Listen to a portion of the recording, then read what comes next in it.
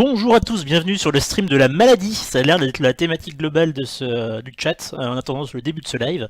Bonjour à tous, bonjour à toutes et bienvenue sur Acropolis, le stream qui te rend malade en moins de 2 secondes. Parce que ce qui est important, c'est que si vous êtes malade, vous restez chez vous, et si vous êtes chez vous, vous regardez Acropolis. Et donc nous sommes en train de créer une manipulation globale de la population afin d'augmenter nos chiffres, bassement nos statistiques de visibilité. Vous trouvez ça intelligent, non?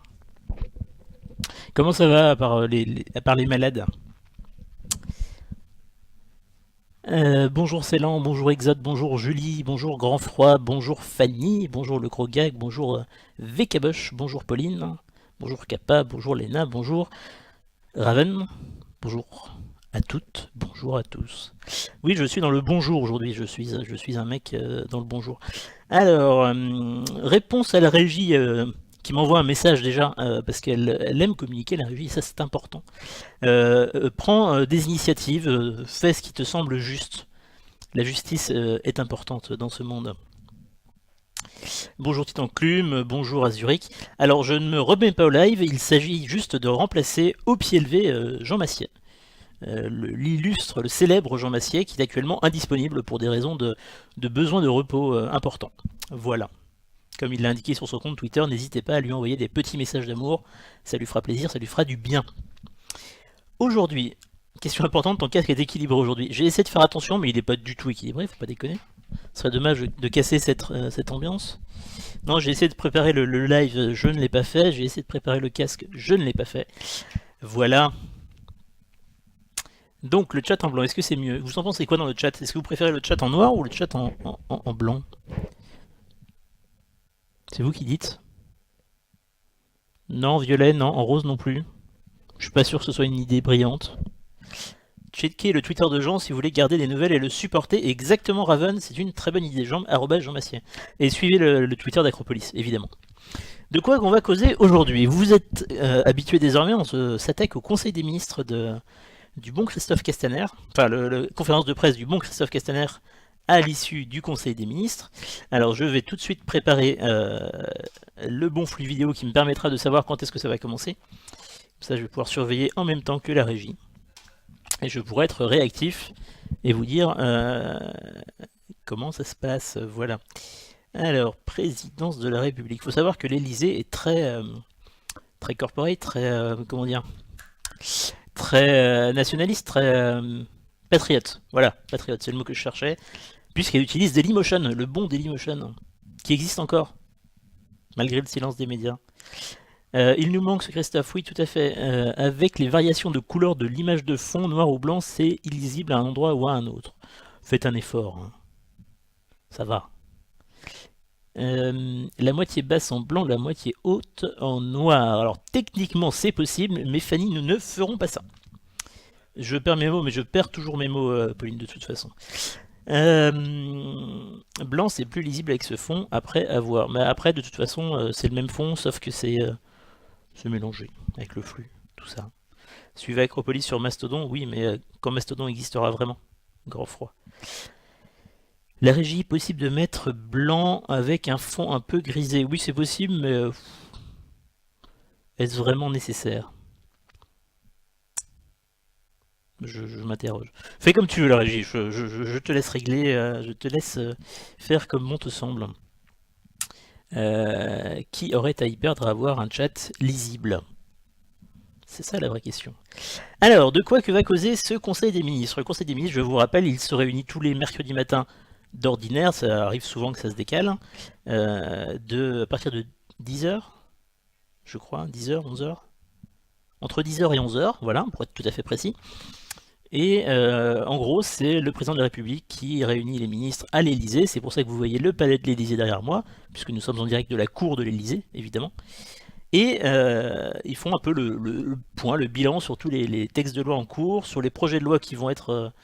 les ministres viennent présenter leurs projets de loi importants de la semaine, qui ensuite partiront en travail législatif au Parlement. Avec les députés, puis avec les sénateurs, puis avec les députés, puis avec les sénateurs, puis avec les députés, s'ils n'arrivent pas à se mettre d'accord avant, évidemment. Ou alors les projets de loi ratifiant les ordonnances. Autre exemple. Et là, il se trouve qu'il y a beaucoup d'ordonnances qui vont être présentées euh, en Conseil des ministres. Et donc je vais lire avec vous le petit ordre du jour afin que vous puissiez vous préparer psychologiquement à tous les sujets qui vont être abordés dans cette conférence de presse. Et on peut mettre Sylvain un peu plus en blanc. Je suis déjà pas très coloré, donc bon. Je vais déjà pas assez souvent au soleil. Est-ce qu'on peut aussi choisir la couleur de la chemise? Oui, uniquement si vous faites des dons pour me payer des nouvelles chemises. Bam! Réponse du berger à la bergère, un petit peu du tac au tac, hein, et non pas tic et tac. Alors, comme d'habitude, vous êtes habitués désormais puisque vous êtes fidèles à ce live de qualité. Ah, je vais te dire un truc. Je vais te dire bonjour YouTube. Merci de nous suivre sur YouTube. Et merci d'être présent, nous t'aimons beaucoup. Par contre, je ne discuterai pas avec toi si tu ne viens pas sur le chat de Twitch, puisque j'ai déjà du mal à suivre un live et un chat en même temps, aussi qualitatif soit-il, hein, je vous aime le chat de Twitch, mais je peux pas gérer deux conversations plus un live en même temps. Je suis un peu limité comme garçon, on va pas se mentir. Et du coup, je vous invite à vous rendre sur le chat de Twitch afin de pouvoir échanger avec moi, me faire partager vos ressentis, vos questions, vos interrogations sur le Conseil des ministres, ou sur la vie, sur la mort, sur tout ça. Toutes ces questions existentielles qui finalement font que nous sommes des humains, finalement. Et du coup, voilà, je vous invite à venir sur le chat de Twitch, si vous le souhaitez. Vous pouvez rester sur YouTube si vous préférez. Dans tous les cas, j'invite la communauté globalement, Twitch, YouTube, le monde, à mettre un bon pouce bleu afin de faire monter ce live dans le référencement et dans les algorithmes de YouTube, afin que nous soyons toujours plus nombreux. Voilà. À quand un streamer customisable? Bientôt. Pas. T'as oublié bonjour Facebook Live? Non, je n'ai pas oublié bonjour Facebook Live parce que nous ne sommes pas en live sur Facebook. Nous faisons des lives sur Facebook quand le sujet est vraiment une grosse actualité. On considère que Facebook n'est pas une plateforme où le live est pertinent par essence, à moins qu'il y ait une grosse actu, donc voilà. Merci la régie de soutenir le stream. Mais c'est pas du meublage, je donne des informations concrètes, pertinentes, efficaces. Je profite pour remercier tous les tipeurs. On avait un tipeur, quelqu'un qui nous a fait un don, je sais plus le terme exact, c'était le donateur hors ligne, ou les dons hors ligne, quelque chose comme ça. Donc on a eu un don entre le dernier live d'hier et le premier d'aujourd'hui, c'était assez marrant. Je le remercie chaleureusement. Alors, je disais, l'ordre du jour, je remercie la régie présente aujourd'hui, Alexandre. Je remercie la modération présente dans cette vidéo. Et je remercie à tout le monde d'être présent aujourd'hui. Voilà. L'ordre du jour du Conseil des ministres. Il est 12h48, oui, on a encore le temps, hein, on est large. C'est pour ça que je prends le temps aussi de vous parler, de vous dire les choses comme elles sont, de vous offrir la vérité que vous méritez. Ibra TV arrive quand dans vos locaux? Eh bien, faut lui poser les questions. Voilà. Ordre du jour, Conseil des ministres, il y a toujours plusieurs parties dans l'ordre du jour. Voilà, c'est classifié, je ne sais plus pourquoi, comment, ou quoi ou qu'est-ce. Vous regarderez les replays, je vous avais déjà expliqué ça. Alors, la partie A, rubrique Nation, institutions et réforme de l'État. Non, ça c'est la rubrique du site internet, on n'en a rien à faire. Partie A, Conseil des ministres du mercredi 18 octobre 2017, c'est aujourd'hui, ça tombe bien. Alors, sur la proposition du ministre de l'Europe et des Affaires étrangères, j'ai nommé M. Jean-Yves Le Drian. Projet de loi autorisant l'approbation de l'accord entre le gouvernement de la République française et le Conseil fédéral de Suisse relatif à la fiscalité applicable dans l'enceinte de l'aéroport de Bâle-Mulhouse. Alors, l'aéroport de Bâle-Mulhouse, c'est un aéroport qui, comme son nom l'indique, se trouve entre Bâle et Mulhouse. Voilà, j'enfonce des portes ouvertes. C'est un aéroport qui est situé donc au niveau de la frontière entre la France et la Suisse, entre Bâle et Mulhouse du coup, et qui a donc une fiscalité qui est spécifique, des arrangements internationaux qui sont spécifiques à cet endroit-là.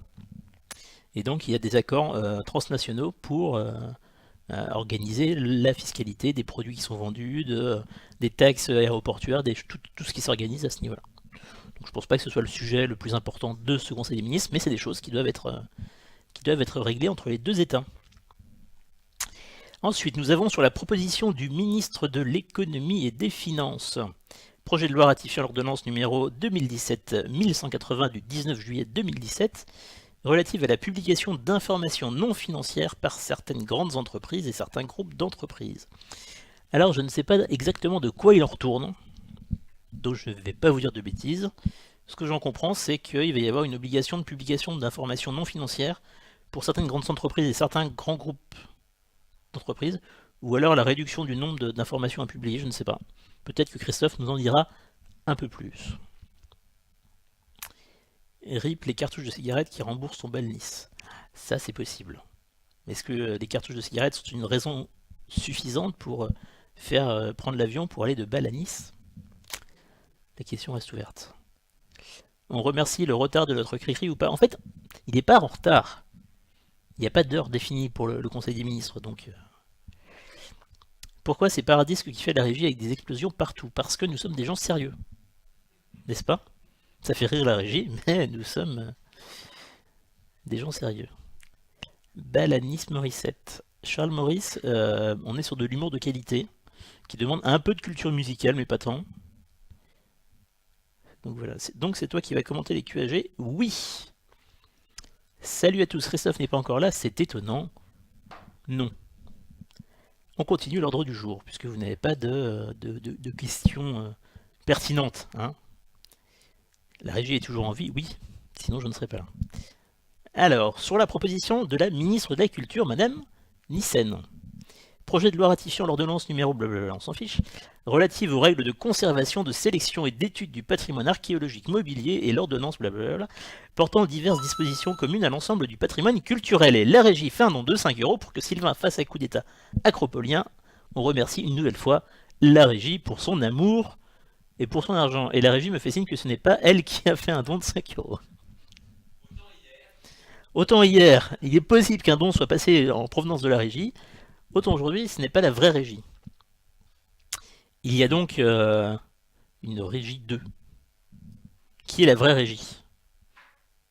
Est-ce qu'il y a une vraie et une fausse régie? Bref, nous étions sur le patrimoine culturel. On remercie pour ce don, évidemment. Alors, les projets de loi ratifiant l'ordonnance relative aux règles de conservation, je pense que c'est un lien avec la désignation de Stéphane Bern comme porte-drapeau de la restauration du patrimoine français.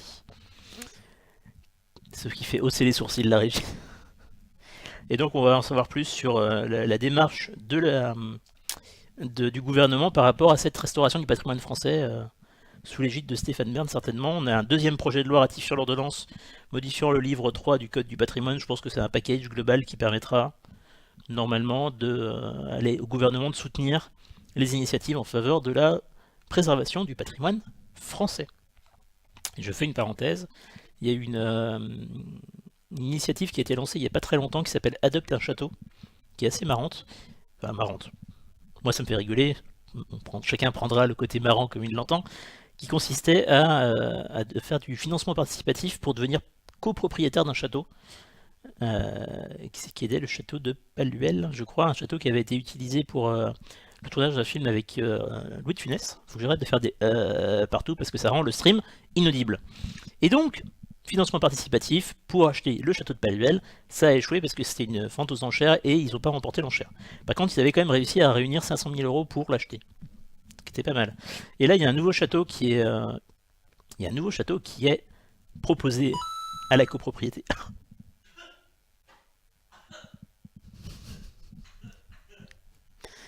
Paul a fait un don de 65,43 €, une nouvelle chemise pour Sylvain et des médocs pour Jean.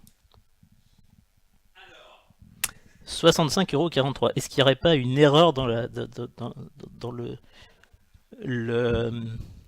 chiffre? Voilà. Bon, on a fini notre journée. Merci à tous. Bonne journée. Bah, merci, Paul. Avec 65,43 €, on va pouvoir acheter un Paul Auchon. Voilà, ça méritait au moins cet humour de qualité. On entend Alexandre rire, c'est normal, oui, oui, c'est normal, oui. Et merci, on va pouvoir acheter une part d'un château, hein, puisque les parts sont à 50 €. Merci pour faire ce lien. Hein. J'ai compris 65,43 €, c'est une suite de chiffres, voilà, tout ça. Merci infiniment pour ce don qui saura soutenir ma recherche de chemise et les médicaments de Jean. Et en fait non, parce que ça ne sert qu'à investir dans le matériel Acropolis. Mais on en a bien besoin en ce moment. Enfin comme toujours en fait finalement. Merci beaucoup. Le château, vous pouvez être co-châtelain pour 50 euros. Je vous laisse, si ça vous intéresse, vous renseigner sur Google, vous trouvez le lien facilement. Le château est joli en plus, mais par contre il y aura beaucoup de travaux à faire, donc je ne sais pas comment ça va se passer. Tu vas acheter une partie du château de Zerator. Et je connais pas assez le monde du gaming sur Twitch pour comprendre la référence VK. Je suis désolé. Non mais Paul, tu peux ajouter 5 euros pour améliorer l'humour de Sylvain. C'est pas 5 euros qu'il faudrait. Je crois que c'est une cause perdue à mon âge. Pour acheter les médocs de Jean quand il les aura oubliés dans le bus. Fanny qui fait une référence à il y a un an, je crois. C'est vieux cette histoire. Pour rappel, pour les anciens, enfin pour les nouveaux surtout. Il y avait une histoire où Jean était tombé malade, il avait la crève, il était allé acheter des médicaments, il était revenu en bus. Et il avait oublié les médicaments dans le bus et il avait couru après le bus. Enfin, c'est toute une histoire. Si vous fouillez dans les archives d'Acropolis, vous retrouverez ça un jour. C'était du bon Jean Massier. Charles Maurice, c'est le collectif d'Artagnan qui a mis en place le crowdfunding de Château. Si vous cherchez des infos, exactement. Enfin, il y a deux collectifs, je crois, dont le collectif d'Artagnan, effectivement. Merci pour le lien. Les dons, ça rapporte combien par mois en moyenne Acropolis? Il n'y a pas de moyenne. Parce qu'il y a des mois où ça se passe vachement bien. Surtout les mois où je stream, bizarrement. Et des mois où c'est beaucoup plus creux. Donc il n'y a pas de moyenne en fait, c'est difficile à dire. Ce que tu peux voir, c'est le nombre de types mensuels qu'on a sur notre page Tipeee. En allant sur notre page Tipeee, que Fanny va s'empresser d'indiquer dans le chat parce que Fanny est pro. Et on la remercie. Alors, continuons cet ordre du jour, hein, parce qu'on discute, on rigole, mais le monde avance, hein, le monde ne nous attend pas. Alors Fanny, merci pour le lien pour le Tipeee stream, je pensais à Tipeee. Merci Théo. Vous pouvez cliquer sur les deux, tester les systèmes, comme ça vous trouvez celui qui vous correspond le mieux. Hein. On est là-dedans, hein. On en est là. J'ai une réunion dans 10 minutes, j'aimerais que ça commence. Je pense que Pauline, tu seras dans ta réunion avant que ça commence. Alors, nous en sommes à la proposition du ministre de la Cohésion des Territoires. Il me semble qu'il s'appelle Jacques Mézard, si je ne m'abuse. Et il va présenter un décret portant abrogation du décret d'avril 2015 instituant un délégué interministériel à la mixité sociale dans l'habitat. Et ça commence, On passe sur la scène de Christophe Castaner qui n'est pas encore là. Merci la régie de ton empressement à me signaler cette évolution. Donc je pense que Christophe Castaner ne va pas tarder. On est presque en avance par rapport à d'habitude, c'est fou. C'est fou. Et donc, voilà, un décret d'abrogation, un délégué interministériel. Donc, je pense que c'est la suppression du poste de délégué interministériel à la mixité sociale dans l'habitat. On saura peut-être pourquoi, grâce à Christophe Castaner. Partie C, nous aurons communication du ministre de l'Europe et des Affaires étrangères sur la situation internationale. Il va peut-être être question de la Catalogne, ou pas. Peut-être question de la Somalie, peut-être question de beaucoup de choses. Communication de la ministre des Armées, vous l'avez entendu pendant les QAG hier, il y a une revue stratégique qui a été rédigée à la demande de la ministre des Armées par Arnaud Danjean, député européen, qui fait une revue stratégique de défense et de sécurité nationale, qui fait une sorte d'audit en fait de la situation en France. Et donc la présentation sera peut-être faite, sera peut-être résumée par Christophe Castaner. Et enfin, partie des échanges, point présenté par la ministre de l'Enseignement supérieur, de la Recherche et de l'Innovation, dont le nom m'échappe, ça me reviendra. Échange sur le plan accueil et réussite des étudiants, c'est pareil, on en a parlé hier pendant les QAG, c'était la dernière question d'ailleurs. Un plan global qui va être présenté pour améliorer la situation et la vie des étudiants. En tout cas, ce sera présenté comme ça. Voilà les sujets qui seront abordés par Christophe Castaner. Est-ce qu'il y a un sujet qui vous attendait plus que les autres? Tu peux nous remettre le fond gris et le texte blanc pour le chat, c'était mieux. La réponse est non, la régie est unanime avec elle-même. Je dois partir en cours, je vous écoute toujours off course. Sèche les cours, Raven. Ça sert à rien, sinon ça se saurait. Salut Sylvain, salut le chat, salut Flymic. Salut les Vosges. Enfin, marqué 88, donc je suppose que c'est les Vosges. C'est là que j'étale ma culture, tout ça. Le chat YouTube déprime, envoyez-leur du cœur. Coucou YouTube, on vous aime. Mais venez sur Twitch, après avoir mis un pouce bleu, de façon à ce qu'on puisse vous aimer encore plus. Enfin, vous aimer de manière plus communicante, plus conviviale, plus tous ensemble, pour forger l'avenir et le destin, je vais dire de la France, mais du monde finalement, grâce à Acropolis. Je préfère la partie où on adopte des chatons. Alors, non. Les chatons, c'est non. On n'est pas sur Internet ici. Hein. Sylvain, j'espère que tu es rémunéré à l'acte et non pas au forfait. La fin de mois va être aisée. Je ne suis pas rémunéré, Max, malheureusement. Et vos dons ne servent pas à notre rémunération. Heureusement, parce qu'il y a plus de dons que de rémunération dans cette équipe. Voilà. Alors, vous pouvez inviter Cortex des Pyramides. Techniquement, on peut. Sylvain, c'est le mec toujours plus. Ah oui, non, mais moi, je suis jamais rassasié. C'est mon côté vin de Bourgogne, si vous voulez. Quand on me donne du vin, plus il y en a, mieux c'est. C'est toujours pareil. C'est quand que Acropolis stream sur Dailymotion? Quand nous serons en 2007, leader suprême Trump. Voilà. On attend impatiemment d'être en 2007 pour ça. Bien le bonjour, Flokis. Voilà, nous sommes dans un silence gênant. Est-ce que vous appréciez ce silence gênant? Ça avance d'ailleurs sur une rémunération des équipes d'Acropolis. Oui et non. On travaille beaucoup en ce moment avec Jean, c'est pour ça que Jean est fatigué et qu'il s'est mis en retrait actuellement pour trouver des sources de financement pour rémunérer l'équipe. Mais on travaille beaucoup. Il y a des pistes plus ou moins prometteuses, mais voilà, on les creuse toutes de façon à pérenniser le projet. Malès TV by Acropolis, ouais, c'est un peu silencieux là. Ils ont pas lancé le son de l'Elysée en même temps, qu'on puisse avoir le son d'ambiance des journalistes qui s'installent. Je sais pas si la régie m'entend. Je sais pas si la régie sait que je m'adresse à elle. Non, la régie était absorbée par un texto de qualité, certainement. Est-ce qu'il y a le son sur le stream pour avoir l'ambiance et avoir moins de silence malaisant sur ce stream? Merci. Voilà, un petit bruit d'ambiance qui est toujours sympathique. Peux-tu nous résumer l'actualité? Il y a des guerres dans le monde, il y a des attaques terroristes, il y a des famines, il y a des feux de forêt importants en Californie. Il y a un ouragan en Portugal qui a fait des morts. L'économie va mieux. Il y a en Chine, il y a le grand congrès du Parti communiste qui a commencé. Voilà. Il fait beau, mais les températures sont à la baisse actuellement. Est-ce que le résumé te convient, le gros gag? Du coup, Acropolis, c'est vrai l'histoire comme quoi Castaner était visé d'une attaque terroriste, je n'en ai pas la moindre idée.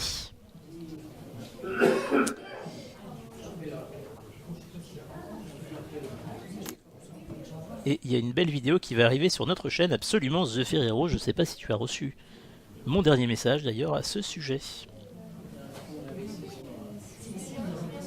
Et je remercie The Ferrero pour le travail qu'il fait de montage. Je remercie Théo pour le travail qu'il fait de générique et de miniature. Je sais pas, d'ailleurs, tiens, c'est l'occasion d'entendre Christophe. Vous avez vu qu'il y avait des nouvelles miniatures sur Acropolis sur la chaîne YouTube. Vous n'avez pas vu, mais vous allez regarder. Qu'est-ce que vous en pensez? Est-ce qu'il y a des choses à améliorer? Est-ce que vous les trouvez bien? Est-ce que vous les trouvez pas assez putaclic, par exemple? Dites-nous. Et dites à Théo tout l'amour que vous avez du travail qu'il réalise pour Acropolis, dans sa grande générosité. On vous écoute. C'est le moment où vous pouvez vous exprimer. Oui, il y a eu des gens qui ont été arrêtés qui prévoyaient des attentats des gens d'extrême droite. Monsieur Castaner, bonjour. Mesdames, Messieurs, j'espère que vous Il a le sourire. Nous allons bien. Ministre qui a été plus rapide qu'à l'accoutumée. C'est très bien. Et donc, je vais balayer rapidement. Devant ta porte? crois qu'on était sur un moment un peu charnière dans le calendrier, charnière dans les moments de communication avec les Français. Chacun a en tête l'actualité du travail gouvernemental et le président de la République, comme il le fait à chaque fois au début du Conseil des ministres, a resitué le moment présent, celui du Conseil des ministres de ce matin, dans ce contexte un peu global. Il a évoqué l'étape qui est derrière nous, celle des ordonnances pour le travail. Il a évoqué la présentation du budget, salué le début de la discussion qui a commencé hier soir à l'Assemblée nationale. Et il nous a invités à garder à la fois de la méthode et de la détermination dans tous les chantiers qui s'ouvrent à l'instant présent. Parmi ces chantiers, il y a évidemment la phase 2 de la transformation économique et sociale, avec les concertations qui ont débuté avec les partenaires sociaux en direct entre le président de la République. Donc là, il est question de la formation professionnelle qui va être retravaillée et la réforme du chômage. En lien avec les ministres de l'Éducation, la ministre du Travail. Le réconfort, merci beaucoup. Il paraît qu'un certain Jean Massier et l'OHP, un don pour Acropolis, ça lui en rend combien? De l'apprentissage et de la... Ça dépend des cours. Constituer cette transformation. Je n'ai pas regardé le taux de change actuellement. Notre monde économique qui doit permettre ensuite de se traduire aussi dans les faits de façon opérationnelle avec d'autres chantiers qui viendront dans les semaines qui viennent, notamment ceux de la gouvernance dans l'entreprise. Et le président de la République a pu, dans son expression dimanche soir, le rappeler. Parce qu'effectivement, c'est ce moment un peu charnière qu'a choisi le président de la République dimanche pour s'adresser aux Français, pour s'exprimer devant les Français, pour remettre en perspective l'action accomplie et indiquer les nouvelles étapes à venir. Le président de la République a d'ailleurs l'habitude, en début de Conseil des ministres, de rappeler de façon systématique le calendrier d'action dans chacun des secteurs qui nous mobilisent. Alors non, le son Windows ne vient pas de la régie. Avancer dans la préparation. Rappeler aussi la méthode. Bonjour, c'est le tout début, Fiton. Avec les partenaires, placer les acteurs, placer les corps intermédiaires, quand ils existent, au cœur de la réflexion qui nous permet d'avancer. Donc une introduction très générale de Christophe Castaner qui réexplique que la démarche du gouvernement, c'est de se concerter avec les syndicats, c'est de se concerter avec beaucoup de personnes de la société civile, sur lequel je reviendrai. Quelque part un peu pour court-circuiter l'opposition aussi, mais c'est un choix de la majorité actuelle. Et donc, il rappelle qu'ils sont en train de faire ces concertations pour les prochaines démarches, comme ils l'ont fait pour les ordonnances. Et je pense au plan de lutte contre la pauvreté, en écoutant celles et ceux qui sont directement impactés par la pauvreté. Je ne vais pas revenir sur les chiffres que vous connaissez bien, le président en a parlé hier, mais au fond, ces femmes et ces hommes qui sont frappés à la fois par la pauvreté, mais sont frappés aussi par le silence de leur expression, parce qu'ils ne sont pas toujours en mesure d'être associés aux réflexions. Il y a toujours cette volonté de placer, si ce sont les corps intermédiaires, pourquoi pas, mais à chaque fois, celles et ceux qui sont directement les acteurs. Et c'est ainsi que le président de la République a organisé la rencontre d'hier midi dont la ministre Agnès Buzyn vous a rendu compte, mais c'est aussi comme ça qu'il nous invite à travailler de façon systématique. Évidemment, c'est aussi une invitation qu'il nous a adressée pour préparer déjà le projet de loi de finances 2019. Alors vous allez me dire, vous débutez à peine la discussion sur le projet de loi de finances 2018 à l'Assemblée nationale et déjà le président vous invite à travailler sur celui de 2019. Bah oui, parce que le calendrier que nous avons subi, entre guillemets, pour cette préparation, du fait de l'élection, du fait de la confirmation de cette élection présidentielle fin juin par les élections législatives, et que les ministres ont eu à la fois à affronter la régulation budgétaire suite au rapport de la Cour des comptes que vous connaissez, et à la fois à affronter du coup un calendrier extrêmement court pour préparer ce budget. Pourtant, ce budget est un budget de transformation. Le président de la République a insisté pour dire aux ministres, pour accompagner évidemment le travail parlementaire immédiat avec l'Assemblée nationale, avec le Sénat sur le budget et le projet de loi de finances 2018 ou le projet de loi de finances de la sécurité sociale qui est en discussion à la Commission. Donc le gouvernement, Christophe Castaner qui explique les ministères vont commencer à travailler sur le budget 2019. Ils ont eu très peu de temps pour préparer 2018 du fait de leur élection et de leur nomination récente. Et donc l'idée c'est de travailler plus en amont pour le prochain budget 2019 et pour appliquer encore mieux le programme du président et du Premier ministre. En abordant cette question de la prospective budgétaire, partager cette mauvaise nouvelle qui est la condamnation de la France, de l'État français, des Français, à rembourser 10 milliards aux plus grandes entreprises. L'amateurisme juridique a conduit à faire le plus grand cadeau fiscal qu'on ait jamais fait aux grandes entreprises de ce pays. Je le dis avec une certaine forme de gravité parce que le Premier ministre l'a posé ainsi, parce qu'au fond, celles et ceux qui donnent des leçons, lancent des appels au gouvernement, sont au fond c'est quoi cette histoire de 10 milliards de l'État qui est égal à 4-5 années d'ISF. Voilà la réalité de ce dont on parle. Et je pense que, à minima, la modestie face à ce genre de situation devrait s'imposer, parce que ceux qui devront demain faire face... Ah oui, exact. Il y a une taxe de 3% qui avait été instaurée en 2012. Qui était connue ces dernières années, peut-être pas, c'est une erreur d'analyse au moment de la mise en place de cette taxe. Par l'ancien gouvernement, je ne sais pas si c'est 2012 Hollande ou 2012 Sarkozy. Quand on a préparé le budget 2017, et pourtant aucun crédit n'avait été prévu pour faire face à cette... Et qui a été interdite par la Cour de justice européenne et confirmée par le Conseil constitutionnel. Et donc ça avait rapporté 10 milliards d'euros à la France, et les 10 milliards vont devoir être remboursés par la France aux entreprises. Qui doivent interroger. Et donc 10 milliards, il faut combler le trou dans le budget. Après cet échange global, nous avons abordé l'ordre du jour du Conseil des ministres avec un premier projet de loi autorisant l'approbation de l'accord entre le gouvernement de la République française et le Conseil fédéral suisse relatif à la fiscalité applicable dans l'enceinte de l'aéroport Bâle-Mulhouse. Là, vous êtes en train de vous dire que aborder cela en Conseil des ministres est étrange, mais je voudrais vous dire que c'est plusieurs années, voire au moins une dizaine d'années de travail et de négociation internationale pour faire aboutir cette négociation qui est, en termes financiers, un assez bon accord pour la France, parce qu'effectivement, l'aéroport Bâle-Mulhouse a un statut binational. Et c'était, au moins depuis 2014, devenu une source de conflit assez forte entre la France et la Suisse. Et donc cet accord permet un règlement global de la situation sur la question de la fiscalité applicable dans l'enceinte de l'aéroport, mais aussi en lien direct pour l'État, pour l'aéroport, pour les entreprises et pour les collectivités territoriales. Si le gouvernement ne rembourse pas, il aura des pénalités, comme chacun. Quand on a une décision de justice qu'on ne paye pas, on a des pénalités par certaines plus fortes encore. Et certains groupes d'entreprises. En gros, cet objectif, c'est de mettre en œuvre la directive RSE, la directive sur la responsabilité environnementale et sociale. Je voudrais dire deux choses qui conduisent les travaux du gouvernement. La première, et c'est mais le Conseil constitutionnel est-il réellement légitime à faire ça, à contrôler la constitutionnalité des lois? Oui, c'est son boulot, exactement. Surtransposer les règles ou les textes européens. Et il a juste confirmé la décision de la Cour de justice européenne, de toute façon. Que de rendre plus compliqué ce qui pouvait l'être et d'accepter la complication quand c'était la réalité, parce que ça apparaissait comme donnant un gage de sérieux. La surtransposition n'est jamais bonne. Et donc, actuellement, selon Le Figaro, l'exécutif négocie avec l'Association française des entreprises privées, qui regroupe les grands groupes, pour étaler les remboursements sur 10 ans. Il faut toujours libérer si on veut protéger nos entreprises et les emplois qui sont derrière.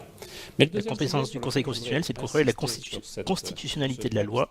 Manifestement, ils ont considéré que cette loi n'était pas conforme à la Constitution. Définition du rôle social de l'entreprise en France. C'est pas 100 milliards, c'est 10 milliards à Best Western. Et Benjamin Griveaux dans les semaines qui viennent en lien avec Muriel Pénicaud. Sur cette question de la gouvernance, sur cette question du rapport à l'entreprise, sur ce sujet qu'a évoqué le président de la République dimanche soir, celui de réinventer ce que le général de Gaulle avait mis en œuvre à travers l'intéressement et la participation, qui doit se faire à tous les niveaux pour réinventer peut-être la citoyenneté dans l'entreprise. Voilà, ça c'est un des nouveaux projets du gouvernement aussi, c'est de repenser la participation et la rémunération sur les revenus, sur les bénéfices des salariés dans les entreprises. Et Bruno Le Maire et Benjamin Griveaux auront l'occasion dans les de présenter là encore une méthodologie conforme à ce que je vous expliquais au début de mon propos en termes de méthode. Nous avons travaillé sur un projet de loi ratifiant une ordonnance de 2017 relative aux règles. Si la France rembourse 10 milliards, ils vont où? Ils vont être remboursés aux entreprises qui ont payé les 10 milliards. Dans le même esprit sur l'ensemble et la gestion du patrimoine culturel. Avant 3 ans, tu rembourses 10. La taxe avait été instaurée en 2012 à grand froid. D'études sur les objets mobiliers Et l'objectif est à la fois d'avoir une gestion raisonnée et scientifiquement déterminée, rigoureuse des La France n'arrête pas d'emprunter pour rembourser ses dettes. pouvoir les protéger. Et la seconde, Tous les pays du monde empruntent pour rembourser leurs dettes. pour lutter contre le trafic La plupart des pays du monde. culturel. Nos trésors nationaux, quels qu'ils soient, doivent être protégés. Et ces deux textes s'inscrivent dans Donc là, il parle de la protection du patrimoine dont on a parlé tout à l'heure. Mondial en danger. Et donc, il faut aussi être exemplaire en France. Petite pique indirecte sur la protection du patrimoine et donc à l'UNESCO Sur quelques nominations, avec la sortie de Trump si vous avez des questions, et d'Israël. nous avons une grosse de l'UNESCO partie la semaine dernière. internationale, traditionnellement présentée Message par Jean-Yves Le caché. Drian, qui a été complétée donc sur des sujets que vous connaissez. Ça a été l'occasion pour le président de la République de se féliciter de l'élection d'Audrey Azoulay à la tête de l'UNESCO. À un moment, Jean-Yves Le Drian, le Premier ministre et le président de la République ont insisté sur le fait que c'était une étape charnière pour l'UNESCO, parce que l'UNESCO doit se réinventer dans ses fonctions essentielles, doit se refonder peut-être pour retrouver son rôle majeur, qui est conforme à son histoire, à ses statuts, et le désengagement annoncé des États-Unis, accompagné par Israël, doit permettre de se fixer l'objectif, peut-être de les ramener demain dans le tour de table du travail de l'UNESCO, par ce travail de réinvention sur ses fondamentaux, et le président de la République a pu réaffirmer la confiance qu'il a. Audrey Azoulay, l'ancienne ministre de la Culture, D'autres qui a sujets été élue présidente de l'UNESCO. évidemment, que vous imaginez, en Syrie, en Irak, en Iran, mais aussi en Espagne. Nathalie Loiseau a complété cela par un point sur divers... Nathalie Loiseau, qui est la ministre de l'Europe. Elisabeth Borne aussi, Bruno Le Maire, qui revenait de l'Assemblée annuelle du FMI, a pu faire un point aussi, à la fois sur ce qui s'est dit, mais aussi sur la perception internationale que portent les acteurs, notamment économiques, sur la France, et l'attractivité retrouvée de la France aujourd'hui avec des projets d'investissement importants. Le Premier ministre a fait un point sur... Rares sont ceux qui arrivent à rembourser leurs dettes. Rares sont ceux qui essayent de rembourser leurs dettes. J'irai même plus loin. Les autorités Il ne européennes. s'agit pas forcément de la rembourser intégralement, mais de la gérer. Je ne vais pas forcément le balayer. Nous avons fini en partie C par une communication de la ministre des Armées sur la revue stratégique. Elle vous a été présentée, donc je vais le faire de façon rapide et succincte. Je crois qu'il faut insister sur le fait que notre pays, la France, est confronté à un environnement stratégique qui s'est dégradé de manière durable. Et aujourd'hui, nous savons tous qu'il y a de nouvelles formes de conflits qui émergent dans notre monde. Le terrorisme djihadiste, la prolifération des armes de destruction massive, la déstabilisation forte que nous connaissons. C'est lui que vous prenez pour Jean, le chat, ou pas? La crise migratoire. Je ne vois pas de qui vous parlez. Une nouvelle vulnérabilité que nous connaissons, liée notamment aux cyberattaques et au cyberespace, dans son approche et dans son acception plus large. Et donc il est nécessaire, face à cet environnement compliqué, cet environnement complexe, que la France réaffirme le fait qu'elle est une puissance majeure et qu'elle veut se donner les moyens de le rester. Elle doit rester un acteur écouté et respecté partout, et garder intacte sa capacité à intervenir là encore partout, dès lors que ses intérêts ou ses ressortissants sont menacés, et dès lors que ses valeurs, nos valeurs, sont mises en cause. Pour cela, il est nécessaire d'agir sur deux axes qui ont été présentés par la ministre. D'abord, consolider notre autonomie stratégique en renforçant nos différentes fonctions stratégiques, la dissuasion, la prévention, la connaissance et l'anticipation, la protection et, quand c'est nécessaire, l'intervention. Et d'autre part, de disposer d'un modèle d'armée complet et équilibré. Le président de la République a évidemment encouragé la ministre à poursuivre sur la base de cette revue stratégique que vous connaissez, qui a été présentée, dans la perspective de l'élaboration d'un cadre budgétaire, d'une loi de programmation militaire, et de travailler très fortement et de façon très impliquée avec les différentes commissions de l'Assemblée du Sénat qui œuvrent sur ce sujet. Et ce que nous savons, ce que vous savez, ce que je peux vous dire... Ça, c'est le journaliste de BFM TV, je pour crois. la revue stratégique, à la fois dans sa partie classée, que je ne vais pas aborder, notamment parce qu'elle est classée, mais surtout parce que je ne la connais pas, mais aussi dans sa partie publique, était absolument indispensable. Et qu'il faut vraiment maintenant décliner nos capacités financières, nos capacités opérationnelles, nos capacités capacitaires, de façon... nous avons une stagiaire de 3e aussi, visiblement, dans la salle. Stratégique. La dernière partie du Conseil des ministres, la partie D, a fait l'objet d'un échange entre les ministres sur la base d'un propos porté par la ministre Frédérique Vidal sur le plan accueil et réussite des étudiants. Vous savez qu'un certain nombre de groupes de travail ont été mis en place pour travailler sur la situation de la vie étudiante. Et c'est à la fois la question de l'accès à l'université, mais aussi la question plus globale de la vie étudiante. 27 organisations représentatives, syndicales ou autres, ont été mobilisées. Il y a eu 54 réunions bilatérales. Il y a eu... C'est ce qu'a présenté donc la ministre. Qui sont réunis au moins 4 fois sur les différents... La ministre de l'Enseignement supérieur, hier, qui, à une question du député Bernucli, sur la base du député de la France Insoumise, qui parlait du logement étudiant insalubre dans de très nombreuses villes, faisant la pub entre parenthèses de sa chaîne YouTube. Et la ministre lui a répondu qu'effectivement, elle n'a pas besoin que le député lui pose la question pour savoir qu'il y a des problèmes, et qu'elle va présenter, merci Frédéric Vidal, merci Arcturus, et que la ministre va présenter un plan justement accueil et réussite des étudiants d'une manière globale en 50 ans. Et pas seulement pour parler du logement. Hugo Bernacilis, merci beaucoup Pozzo. Vous savez que le phénomène de massification que l'on a connu ne s'est pas fait avec une amélioration. Pas du tout, c'est Michel Massier, frère de Jean. Du maintien du niveau des étudiants que nous avions précédemment dans les taux de réussite. Et qu'aujourd'hui, vous avez d'un côté une très forte hausse par la massification et une très forte baisse du succès étudiant. C'est un échec. Bernalicis. C'est un échec d'abord pour la capacité universitaire. C'est un échec évidemment pour les étudiants quand vous avez aujourd'hui seulement 30% des étudiants qui réussissent une licence en 3 ans. Et même en 4 ans, c'est 10% supplémentaire. Ça veut dire que vous générez 60% d'échecs. 60% d'échecs avec le coût moral pour les étudiants. Les journalistes suivent Acropolis. La réponse est oui d'Ed Squirrel. Dans le soutien et dans l'espérance. Les gens est passé dans de très nombreux médias ces 2 dernières années. Entre nous. Et donc il est évident qu'il fallait... BFM TV qui était venu faire un reportage pendant les élections. Il y a plusieurs façons de faire.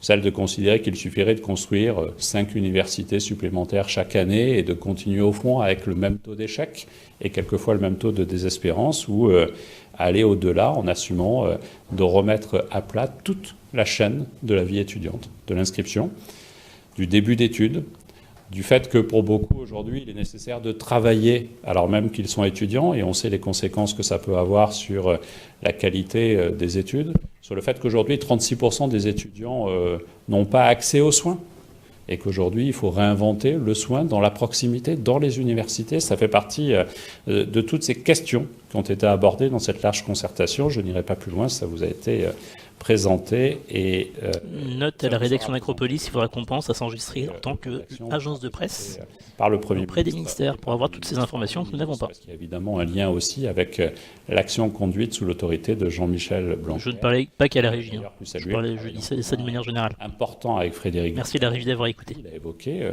la préparation, notamment en lycée, notamment dès les prochains conseils de classe, sur la sensibilisation pour la préparation au mieux de la rentrée prochaine. Nous avons connu, non pas un échec, mais pour certains... Augmenter le nombre de profs et désengorger les amphis peut être bien, même si une refonte de l'université peut être cool aussi. Je pense qu'ils sont plus dans la deuxième partie, Arcturus. Encore que refonte est un terme un peu fort, peut-être. De l'impéritie dans laquelle nous étions, et que nous puissions porter une réforme bien pensée, ambitieuse, qui doit permettre justement de retrouver des bases saines, des bases... En tant que presse, vous pourriez avoir vos entrées pour cette conférence de presse. Alors, normal, techniquement, oui. Dans le déroulement de sa scolarité, mais aussi... Mais comme on n'est pas journaliste, c'est pas sûr. Des étudiants. Voilà, mesdames, messieurs, un balayage... En même temps, on a déjà vu des non-journalistes venir en conférence de presse à Matignon. Et si vous avez quelques... Sur Acropolis, en plus. Je ne sais pas si vous vous rappelez. Bonjour, monsieur Castaner. Tancred Bonora pour l'émission C'est à vous. Une question sur l'emploi. Vous avez déclaré lundi que la liberté, ce n'est pas de bénéficier des allocations chômage pour partir 2 ans en vacances. Ensuite, hier soir, vous avez fait une petite vidéo expliquant les droits et les devoirs des chômeurs, ça on l'a bien compris. Mais on avait une question simple. Est-ce que vous connaissez beaucoup de chômeurs qui partent en vacances pendant 2 ans avec les allocations chômage, ou est-ce que c'était une erreur de votre part? Je vais vous poser une question simple à mon tour. Est-ce que vous avez écouté mon intervention? Oui. Vous avez dû entendre dans mon intervention que je ne parlais pas du chômage en général, que je parlais de ce nouveau droit que nous voulons mettre en place pour ceux qui démissionnent, pour ceux qui démissionnent de leur emploi. La petite phrase de Castaner de la semaine. Si nous créons un droit nouveau, il faut des devoirs. Et je crois que personne, même un journaliste, ne pense qu'il serait logique que l'on démissionne pour avoir un projet personnel, partir 2 années en vacances, qui peut être un projet légitime, et que ce soit l'allocation chômage qui permette cela. C'est seulement cela que j'ai dit. Et si, dans votre citation, vous avez pris la totalité des propos que j'avais tenus, ça vous aurait évité de penser une seconde que je crois qu'il y a des chômeurs aujourd'hui qui profitent du chômage pour partir en vacances. Je ne l'ai jamais dit, je ne l'ai jamais pensé, et je ne le dirai jamais. Et puis, puisque vous l'abordez, j'aurais même apprécié que vous posiez cette question hier, avant qu'elle soit portée dans l'émission que vous représentez. Bim. Ah, il ne se laisse pas marcher sur les pieds, Christophe. Sur cette question, qu'est-ce que le gouvernement pense de la proposition de Pierre Gattaz de faire pointer quotidiennement les demandeurs d'emploi? Est-ce que c'est une option qui est d'emblée... Le président du MEDEF qui a proposé que les demandeurs d'emploi pointent tous les jours et non plus tous les mois. Rien ne doit être exclu. Un des partenaires, le président du MEDEF, pose cela sur la table de discussion. Il est légitime à la poser, mais on peut imaginer assez facilement qu'il risque de ne pas avoir le succès qu'il escompte.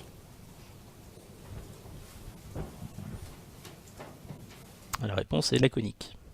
Je ne suis pas sûr que le terme laconique soit adapté, je ne sais plus ce que ça veut dire exactement. Je trouvais que ça faisait bien dans le Vous avez contexte. dit que vous aviez parlé de la Syrie. Est-ce que le président s'est félicité de la chute de Raqqa? Est-ce que vous y voyez une étape décisive dans la lutte contre le I? Alors en Syrie, la ville, je ne sais pas si vous avez suivi l'actualité, la ville de Raqqa a été reprise par les forces, je regarde Alexandre en même temps que je ne dise pas de bêtises, par les forces kurdes, qui l'ont reprise à l'État islamique, qui considérait que Raqqa était sa capitale politique. En gros. Nous ne communiquons pas en Conseil des ministres et dont je ne vous rendrai pas compte. Évidemment, la chute de Raqqa, qui était un objectif voulu par la France en 2016 après les attentats. N'oublions pas que les attentats, notamment du Bataclan, ont été décidés à Raqqa. Et que du coup, la France... Coalition kurde et autres groupes avec le soutien de la coalition internationale occidentale, me précise la régie. Merci. C'est pas le cas. Et donc laconique, ça passait, merci le chat. C'est une excellente nouvelle. Ensuite, il y a un déplacement des troupes de l'État islamique. Il y a des personnes qui sont mortes dans ces combats. Il y aura des évolutions. Nous devons suivre cela de façon attentive. Et différentes dispositions ont été évoquées, mais vous comprenez que sur ces sujets, je ne vous en rends pas compte. Comme c'est des sujets assez sensibles, c'est un peu compliqué de communiquer Une dessus. question sur un groupuscule d'ultra-droite, comme on dit, a été arrêté et parmi leurs projets, il y aurait eu, selon certaines informations, le projet d'avoir une attaque contre vous. Est-ce que vous avez des éléments là-dessus, une réaction et peut-être des éléments sur ce dossier? Premièrement, j'ai peu d'éléments, parce que c'est placé sous l'autorité du procureur Molins, et donc évidemment, il ne communique pas sur les enquêtes en cours. Deuxième élément, vous savez, je suis père de famille, j'ai 2 filles, et donc évidemment, ce que j'ai vu, ce que j'ai lu, peut m'inquiéter. J'ai vu que 2 personnalités politiques, Jean-Luc Mélenchon et moi-même, étaient considérés comme des cibles de ce groupuscule. Je sais aussi qu'une des personnes qui ont été interpellées hier réside à Fort-Calquier, dans la commune où je vis, et donc ce sont des éléments d'inquiétude. Et troisième élément, parce qu'une enquête et une instruction sont en cours, je ne la commenterai pas, mais je peux vous dire que j'ai toute confiance, à la fois dans la qualité de l'enquête et à la fois dans les forces de sécurité de notre pays pour lutter au maximum contre les risques terroristes, quels qu'ils soient, même quand ils visent des personnalités politiques. Ça doit, pour finir mon propos, quand même nous interroger sur la banalisation de la violence. La banalisation de la violence dans la politique, qui peut conduire effectivement à ce que certaines personnes soient considérées comme des cibles faciles. Et donc, je crois que sur ces sujets comme sur d'autres, c'est toujours dans le dialogue, dans le respect, dans la sérénité qu'on doit pouvoir trouver les solutions. Ce n'est pas dans des appels au lynchage, ou dans des appels à brûler les maisons, ou dans des appels à la dénonciation de tel ou tel par des mots vulgaires. Ça peut permettre de rebondir sur la première question, d'ailleurs, dont j'ai fait les frais ces jours-ci. Je crois que voilà, il faut... La petite pique. Donc, je ne sais pas si vous avez suivi, il y a une dizaine de personnes identifiées comme étant de l'ultra-droite qui planifiaient des attentats contre des personnalités politiques, notamment Christophe Castaner et Jean-Luc Mélenchon, et contre des lieux de culte, je crois, et des maisons et des... Ce journalistique qui m'a appelé vers 16h30 ou 17h pour me dire, vous savez que je ne savais pas. De la même façon. Et je pense que c'est nécessaire, d'abord... Groupuscule se trouvait à Levallois-Perret, dit Mojo. Est-ce que c'est vrai? Je ne sais pas. Peut-être une tentative de... Donc il faut mettre tous les conditionnels à cela. Il y a une enquête en cours, effectivement, c'est une possibilité. Effectivement déterminé de la part... Laissez la police faire son travail. Dès que nous aurons plus d'informations, sachez que vous en serez les premiers informés. Mélenchon et moi, on fait l'objet d'une protection immédiate renforcée. Il faut allumer votre micro, madame, s'il vous plaît, parce qu'on ne vous entend pas. À ceux qui ont fait cette enquête, qui la font encore, ils ont considéré que le niveau de risque n'était pas élevé au point de justifier cela. Sylvie Corbet, Agence AP. Je reviens sur Raqqa. Est-ce que vous avez évoqué la situation des femmes et des enfants français qui sont là-bas en conseil et leur statut? Ça n'a pas été abordé. D'accord. Est-ce que vous savez si elles sont considérées comme, par la France comme des combattantes, les femmes adultes, ou comme des civils Ça n'a pas été dit, mais ce que je sais, c'est qu'il ne faut pas classer les gens par catégorie. Et qu'il y a des femmes, des hommes, des enfants français dans ces pays-là, et qu'évidemment, il ne faut pas les classer par catégorie. C'est plus compliqué que cela. Alexandre qui me précise que maintenant que la Raqqa a été reprise, il y a un début de conflit armé entre les forces gouvernementales irakiennes et les forces kurdes dans le nord de l'Irak, et que c'est toujours le bordel, évidemment, malheureusement. Bonjour, Craig Viscusi, l'agence Bloomberg. Vous avez parlé de 10 milliards d'euros comme le coût de ce jugement sur le taxe sur dividendes. L'autre jour, Bruno Le Maire parlait de 9 milliards. On n'est pas un milliard près. La fourchette est entre 8 et 10 milliards. La condamnation a été récente. Okay. Le calcul est en train d'être fait. Le risque maximum est situé à 10 milliards. OK. Et est-ce que vous avez parlé aujourd'hui des contributions taxes spéciales qu'on pourrait envisager pour combler? Non, j'ai entendu le ministre de l'Économie et des Finances dire qu'ils y travaillaient sur les modalités de remboursement, qu'il y aurait une discussion avec chacun et que ça pourrait trouver sa place dans la discussion du projet de loi de finances rectificative. Donc je vous confirme les propos de Bruno Le Maire, qui est mieux avisé que moi sur ce sujet. Laissez Bruno Le Maire faire son travail dès qu'il aura pu. Le gouvernement envisagerait de substituer aux assemblées générales de copropriétaires des conseils d'administration à la tête des plus grandes copropriétés. Est-ce vrai? Et si oui, pour quelles raisons? Je n'ai pas d'informations sur ce sujet et ça n'a pas été abordé en Conseil des ministres. Mais les informations donc, qui sont données par le journal Le Monde, qui cite notamment un conseiller de l'Élysée, sont fausses. Il n'y a rien dans les tuyaux là-dessus. Je n'ai aucune information sur ce sujet, donc je ne peux pas les qualifier de fausses ou pas. Je peux juste vous confirmer que je n'en ai pas connaissance. Mais si vous voulez, je vais regarder cela avec attention et je vois s'il y a des éléments nouveaux, je vous les communique. D'accord. À titre personnel, vous n'avez pas même d'opinion sur cette éventuelle réforme? Par nature, je préfère ne pas répondre aux questions sur lesquelles je n'ai pas d'informations, parce que ce serait prendre un risque de dire... Je n'ai pas d'informations. Mais vous en pensez quoi? Mais je n'ai pas d'informations. Mais dites-le quand même. Mais c'est intéressant ce dialogue. C'est votre réponse à ceux, vous avez dit, qui lancent des appels au gouvernement. Au-delà de cet amateurisme fiscal et juridique que vous avez dénoncé, qu'est-ce que vous pensez de cet appel dans Libération pour plus de transparence sur les conséquences de votre politique fiscale? Je crois qu'il faut de la transparence totale. Et d'ailleurs, les rapporteurs spéciaux de la Commission des finances ont tout moyen de vérifier cela. Mais ensuite, il y a quelques principes. D'ailleurs, Michel Sapin a eu souvent l'occasion de les évoquer. J'ai vu qu'il était peut-être signataire dans l'enthousiasme de ce texte. Et avec toute l'affection que je lui porte, il a été mon patron. Il sait le principe de l'anonymat fiscal. Et qu'aujourd'hui, nous ne sommes pas dans un pays où on dresse la liste et qu'on donne la liste des noms des gens. On les respecte. Et je pense que c'est un principe fondamental. Et que si jamais on devait accepter ce principe-là, il faudrait assumer de donner des informations fiscales sur la totalité des concitoyens français. Je ne suis pas sûr que ce soit un exercice qui soit apprécié par tous. Deuxième élément, on connaît en masse la réalité. Je n'ai pas les chiffres sur les 100 premiers, mais je sais que les 1000 premiers contributeurs représentent 10%. Mais moi, ce que je souhaite, et je vous le dis, c'est que ce chiffre augmente très fortement.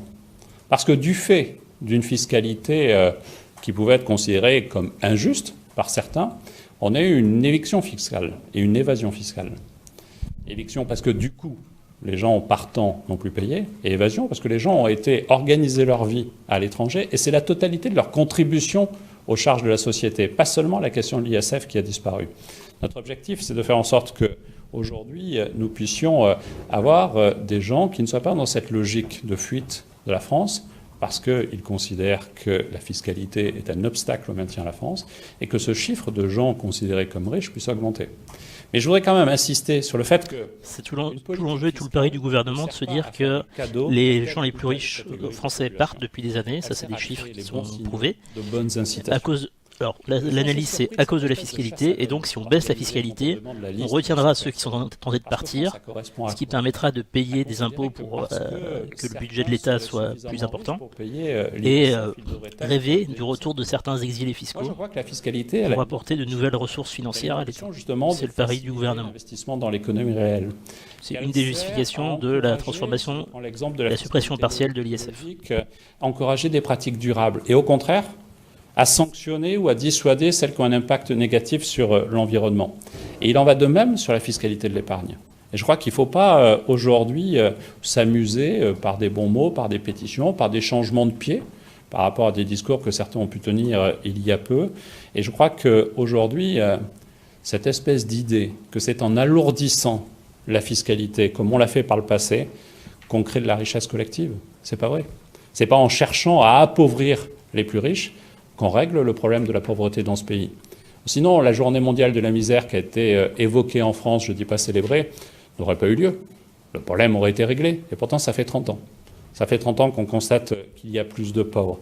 Voilà les résultats de ce qu'on a. Pour ceux qui veulent un résumé plus clair de la logique, voir courbe de l'affaire sur Google. Effectivement, la courbe de l'affaire, j'en ai déjà entendu parler. Mon propos, notre société, c'est une analyse économique qui consiste à dire qu'il y a un niveau d'équilibre entre le niveau d'imposition dans un pays et les recettes de l'État. Si c'est trop élevé, le niveau d'imposition, les recettes de l'État baissent parce que les gens s'exilent à l'étranger. Et inversement, s'il n'est pas assez élevé, il n'y a pas assez de ressources. Donc il faut trouver l'équilibre. Un marqueur de ce que et chaque théorie politique, chaque théorie économique définira le niveau à de longtemps.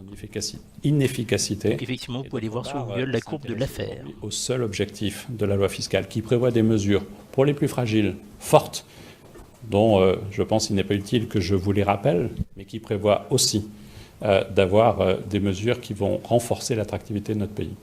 Julie-Marie Lecomte, France Info. Moi, ce que je lis dans l'appel de l'IB, c'est l'appel de 120 parlementaires qui ne demandent pas une liste de noms, ils demandent une évaluation de l'impact des mesures budgétaires et... Je n'ai pas lu l'appel de Libération, je ne sais pas si vous l'avez vu. Est-ce que vous n'avancez pas dans votre réflexion? Est-ce que vous ne vous dites pas qu'aujourd'hui, vous devez une clarification chiffrée aux Français? Mais on la doit, je vous l'ai donné sur 1000.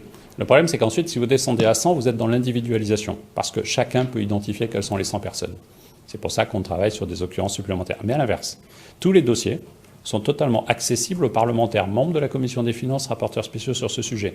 Et il y a des rapporteurs spéciaux à la Commission des finances de l'Assemblée qui sont d'autres partis que ceux de La République En Marche. Donc il y a des outils qui garantissent la sécurité de l'information. Je pense que ça, c'est un principe important qu'on ne peut pas négliger. Est-ce que la question, elle n'est pas plus large? C'est-à-dire, quand on parle de l'impact de ces mesures, est-ce qu'on ne parle pas aussi des effets que vous en attendez? Qui sont un pari, vous le dites. Non, parce que la question, elle se pose uniquement sur ceux qui payent l'ISF, les 100. Les effets, c'est l'économie française, c'est ce dont je viens de vous parler. Moi, je m'intéresse plus effectivement aux effets qu'aux personnes. Mais ensuite, je vous le dis... Nous, députés et sénateurs, demandons au gouvernement de rendre public l'impact des mesures fiscales et budgétaires sur les contribuables les plus aisés et sur les 100 Français les plus riches. Si ça permet d'éclairer... C'est ça Mais l'efficacité... Donc moi, la conclusion de cet appel. Évaluons dans 2 ans, dans 3 ans, l'efficacité du dispositif. En France... on n'évalue jamais assez. Il a été signé par des députés Nouvelle Gauche, des députés Insoumis, des députés Gauche démocrate et républicaine, un député constructif, Jean-Christophe Lagarde, le président de l'UDI, des sénateurs socialistes et des sénateurs communistes et apparentés. Mais comme c'est mi-juillet, généralement, on fait ça relativement vite. On passe tout l'automne sur la loi de finances, qui au fond est un indicateur de dépenses. Quand on regarde les dépenses réalisées à l'euro près sur l'année précédente, ça n'intéresse pas grand monde. Moi, je suis vraiment d'accord sur l'évaluation, et dans l'évaluation, il faut regarder cet impact-là.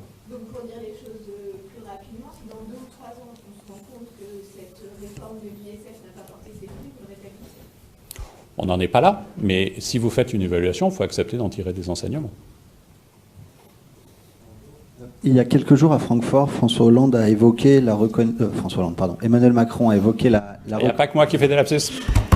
La reconnaissance officielle du drapeau de l'Union européenne, il avait évoqué le futur Conseil européen. Est-ce que vous pouvez confirmer que demain, il fera un geste en ce sens? Et au-delà de ce geste qui se veut symbolique, est-ce qu'il y a un Conseil européen demain, visiblement, pour faire ratifier très officiellement tous les symboles de l'Union européenne, ce qui implique, selon certains, un changement de la Constitution? Je ne crois pas que nous ayons besoin de cette arme juridique-là, mais je vais laisser le président de la République s'exprimer demain sur ce sujet. Si c'est d'actualité, je ne vais pas l'évoquer maintenant, vous m'en excuserez.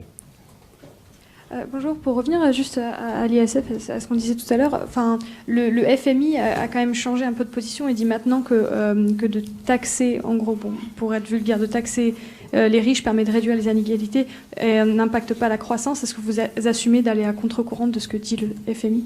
Non, mais j'adore ces débats sur l'ISF et on peut en parler beaucoup. Tout à l'heure, j'ai juste évoqué une dizaine de milliards, c'est-à-dire 5 fois la mesure de l'ISF. Et manifestement, c'est un sujet pas très important. Par contre, on focalise sur les totems et on aime les totems. Et donc, on va parler de l'ISF sans cesse. Est-ce que l'ISF marche aujourd'hui? Non. Est-ce qu'il n'y a pas eu 10 000 Français, je ne parle pas d'une centaine, il n'y a pas eu 10 000 Français qui ont choisi l'exil fiscal pour ne plus payer rien en France, pas seulement l'ISF, voire même pour ne plus faire l'objet de la fiscalité sur les successions, etc. C'est ça le bilan de l'ISF. Et donc aujourd'hui, notre objectif, c'est de considérer que l'ISF, s'il avait marché, il ne faudrait pas hésiter une seconde à le maintenir. Mais je vais vous faire une confidence. Si on avait pensé qu'il marcherait, je pense que certains pays voisins en Europe, parce que c'est une exception française, nous auraient copié. Les bonnes mesures, surtout quand elles sont fiscales et qu'elles rapportent beaucoup, je vous promets qu'on n'hésite pas à les copier. Eh bien, il se trouve que depuis le temps, et ça remonte à loin l'ISF, personne n'a eu la bonne idée de vouloir nous copier. Au contraire, ceux qui l'avaient mis en place l'ont supprimé. Je crois qu'il y a une exception ou deux à cette règle. De l'Europe, est-ce que vous avez fait mention des travailleurs l'Espagne, il me semble. de la question des travailleurs détachés Je sais plus. Principalement. Je vous dis ça parce que lundi, j'étais à Bruxelles avec le Premier ministre et que ce qui se murmure là-bas, c'est que la France n'aura pas de majorité sur sa réforme des travailleurs détachés, notamment sur la question des 1 an maximum pour ce type de contrat. Où en sommes-nous des négociations? Est-ce qu'on est dans du donnant-donnant? Et pour tout vous dire, ce qui se murmure à Bruxelles, c'est que, par exemple, sur la question de la Catalogne, le soutien de la France à M. Rajoy est un donnant-donnant pour son soutien dans ce dossier. Alors sur le dernier point, je ne crois pas du tout. D'abord, je n'ai pas cette info, mais je n'y crois pas du tout parce qu'on ne négocie pas l'attachement à la souveraineté nationale d'un pays européen contre une position sur tel ou tel sujet de discussion. Sur le premier volet de votre question, les discussions se poursuivent. Il n'y a aujourd'hui aucune majorité claire qui s'opposerait à la modification dans le sens de la volonté française, ni qui soutiendrait totalement la position française. Il y a quelques pays qui ne se sont pas encore exprimés, d'autres qui rentrent dans la discussion. Donc là, on parle de la volonté d'Emmanuel Macron de reformer la directive des travailleurs détachés qui permet à une entreprise dans un pays d'embaucher des travailleurs d'un autre pays, d'un autre pays avec les salaires de l'autre pays et non pas du pays d'accueil. Ce qui fait que c'était la fameuse polémique du plombier polonais qui était payé en France avec un salaire du niveau en Pologne et donc qui était sous-payé en fait. Est-ce que ça veut dire que par rapport au niveau de vie en France, des profits la nouvelle journée de mobilisation de demain et plus largement le débat sur la loi de ratification qui va arriver dans quelques semaines? Je parle de l'action gouvernementale. L'action gouvernementale, ça a été cette étape-là, donc je ne vais pas juger par perte ses profits. Et aujourd'hui, on a ouvert un nouveau chantier. On a ouvert ce chantier parce qu'effectivement, l'étape des ordonnances est derrière nous. Elles ont été ratifiées par le président. Castaner est manipulé ou est-ce qu'il croit à ce qu'il dit? Je sais pas, t'en penses quoi toi, Wasabi? Celui essentiel aussi de la formation professionnelle, de l'apprentissage et de l'allocation chômage avec cet objectif d'universalisation des droits pour tous. Donc c'est en cela que c'est la deuxième étape et c'est en cela que nous considérons que la première étape est passée. Ensuite, la loi de ratification sera discutée au Parlement et chacun est évidemment libre de continuer. La loi de ratification sur les ordonnances loi travail. Il ne nous appartient pas de dire à qui que ce soit qu'ils auraient tort ou raison. Est-ce que vous prendrez la tête de la République en marche si Emmanuel Macron vous le demande? Ça n'a pas été abordé en Conseil des ministres ce matin. Et à titre personnel, vous êtes prêt à le faire ou pas? La question ne s'est pas posée, ne se pose pas aujourd'hui. C'est la dernière question. Et même avec le sourire, je répondrai de la même façon. Bonjour, Greg Viscusi de Bloomberg encore. Est-ce que vous avez parlé de commerce international? Parce que les partenaires de la France sont un peu inquiets par le fait que le président voudrait demain à Bruxelles parler des pactes de libre-échange entre l'Union européenne et les autres pays sortent du Mercosur. Il y a une idée que le président monte une sorte du protectionnisme à Bruxelles. Est-ce que c'était quelque chose que vous avez discuté aujourd'hui ? Le sujet n'est pas celui d'un protectionnisme quelconque. Le sujet est de savoir si on est uniquement dans une négociation sur des accords commerciaux qui pourraient se faire. Donc là, il était question du Mercosur, c'est l'Amérique latine, l'Amérique du Sud. Il y a l'Argentine, le Brésil, le Paraguay, l'Uruguay, le Venezuela, la Bolivie. Que les parlements nationaux ont leur mot à dire dans toutes les négociations qui engagent l'Europe, y compris sur des sujets aussi majeurs que ceux du commerce international. La volonté de la France est que, sur des sujets aussi majeurs, aussi impliquants, on puisse avoir le plus large dialogue possible. Et donc peut-être une remise en question du libre-échange entre l'Union européenne et certains autres groupes du monde, comme il y a eu le traité avec le Canada, le fameux TAFTA, non, le CETA. TAFTA, c'est les États-Unis, ça n'a pas été voté, je crois. CETA avec le Canada, ça a été voté et c'est pas encore ratifié dans les pays, mais c'est déjà partiellement appliqué. Je propose à la régie, qui me regarde avec de beaux yeux bleus, de changer, de repasser en scène d'intro, parce que là on fait de la pub pour l'Élysée, c'est pas le projet. Et il y a des accords comme ça, il y en a eu avec le Japon récemment également, et il y a un accord avec le groupe Mercosur, organisation d'intégration régionale sud-américaine basée sur le modèle de l'Union européenne, me souffle la régie. Alors, la régie m'a également soufflé. Les États-Unis ne sont pas dans le Mercosur, non, mais ils ont certainement des accords avec le Mercosur, d'Edscarel. Qui a de beaux yeux bleus? Alexandre, évidemment. Vous regarderez la prochaine fois pour la prochaine communauté de l'ONU.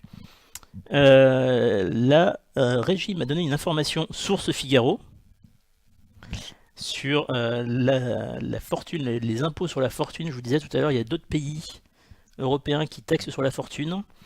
Je parle bien européen et pas de l'Union européenne. Il y a l'Espagne, la Grèce, la Norvège, la Suisse et le Liechtenstein, pas facile à dire, mais dans des modalités différentes de la France. Merci la régie. Le plus proche modèle, le plus proche du modèle français étant l'Espagne, c'est bien ce que je disais. Je ne dis pas que des âneries, comme dirait ma grand-mère. Et l'alliance bolivarienne, du coup, nous n'en parlerons pas ici. Voilà. Ainsi s'achève donc ce Conseil des ministres. Il y a l'ALENA. Merci Florian. Bonjour Florian. L'ALENA, c'est Canada, USA, Mexique. C'est plutôt l'Amérique du Nord, du coup. Il y a souvent des grands ensembles économiques plus ou moins actifs, plus ou moins intégrés, plus ou moins polyvalents sur les différentes compétences qu'ils regroupent. Donc voilà. Et après, il y a des accords bilatéraux, des accords multilatéraux, selon les groupes, selon les pays, etc., sur les droits de douane, sur plein de choses. Mais n'étant pas expert en géopolitique, aussi autant sur le plan militaire qu'économique ou tous les autres plans, je laisse les experts d'Acropolis répondre à vos questions de manière pertinente. À 600 000 voix près, on aurait parlé de l'Alliance bolivarienne, exactement, grand froid. Merci. Bonne conclusion pour cette séquence géopolitique économique. C'est quoi le programme? Tu fais une pause avant les QAG? Oui, parce que je vais faire une activité qui s'appelle manger. Parce que j'aime manger. C'est important. On reviendra vers 14h30, à peu près à 14h40. On verra selon l'état de forme de l'équipe. Qu'est-ce que vous en avez pensé de ce Conseil des ministres? Il était assez chargé. Il n'y avait pas un gros sujet, mais plusieurs sujets importants. Notamment l'histoire des 10 milliards. Je n'avais pas anticipé cette question, mais effectivement, Christophe Castaner qui a rappelé que les 10 milliards qui vont devoir être remboursés par l'État sont plus importants en volume que l'impact de la réforme de l'ISF, qui est pourtant plus souligné par les journalistes. Je mettrai un petit bémol parce que si la France rembourse en 5 ou 10 ans les 10 milliards, si on cumule les 5 ou 10 ans d'absence d'ISF, on ne doit pas être loin des 10 milliards non plus. Mais bon. Je dis ça, je dis rien. Alexandre prépare le repas pendant que Sylvain commande. C'est une bonne idée, ça. Tu peux pas tout faire, tu peux pas tout faire. Est-ce que tu fais quelque chose là, hein? Non. Non, il fait la régie, il peut pas tout faire effectivement. J'aime me beurrer la biscotte, oui, c'est une bonne conclusion aussi, effectivement. Bonjour, ont-ils parlé de l'allocation chômage pour les démissionnaires? Il y a une question qui a été posée par C'est à vous, effectivement, le journaliste de C'est à vous. Et Christophe Castaner a répondu très froidement en expliquant que c'était sa position globale et que c'était mal interprété. en disant que donc il avait dit que la liberté de démissionner n'est pas celle de profiter du chômage pendant 2 ans pour partir en vacances. Et il expliquait qu'il ne sous-entendait pas qu'il y a des gens qui faisaient ça, mais que il voulait pas que la nouvelle loi, la nouvelle réforme permette ça. Il trouvait pas ça normal que les gens démissionnent et profitent du chômage pour partir en vacances. Il faut que les gens qui démissionnent, qui veulent profiter du chômage, partent pour un projet spécifique. Les QAG commencent à 15h, on prendra l'antenne un petit peu avant. Sylvain, j'ai adoré ta figuration dans la vidéo avec Bruce et Monsieur 10, que je veux un autographe.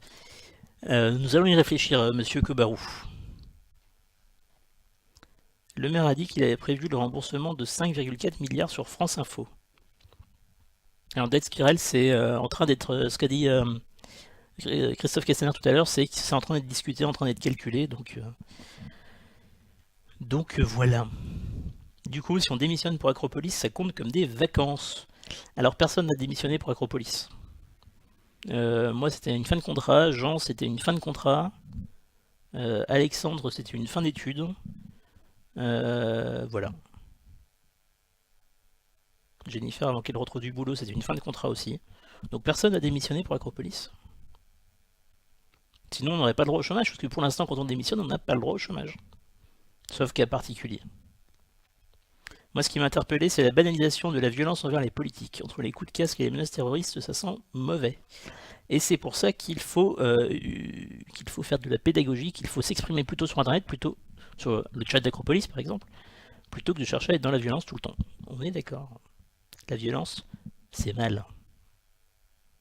Moi, j'aime pas. Sauf contre la régie.